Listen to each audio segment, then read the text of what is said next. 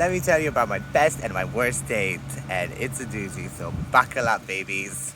My best date was actually really sweet, but we met when I was on holiday in Budapest, and he was on holiday in Budapest, obviously, but from somewhere else. Um, and then we met in a club.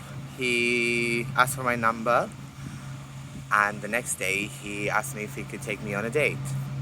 Uh, I suggested ice skating, and he said yes, even though now that I think about it, he couldn't ice skate very well, but I think he just wanted to be close to me, so I kind of like taught him how to ice skate. We were holding hands, and he was so funny because he kept on falling, and one of my favorite things is seeing people fall. So I had a great time, and I think he did too. Then afterwards we went to dinner, then we went for some drinks, and then we ended up dancing. He paid for everything. He was so kind. I offered to pay, but he kept on saying no. I asked you on this date, so obviously I'm just gonna take care of it. And then the next day I woke up, and he had woken up before me, and he cooked me breakfast in bed, and it was honestly one of the best days I've ever been on. Probably the best, actually, since it's a best date story. My worst date, however, boy, did I pay some karma for that. He asked me to go on a date. Then he was an hour late to come to my house. We were both walking to the date, so I don't understand why he needed to come to my house.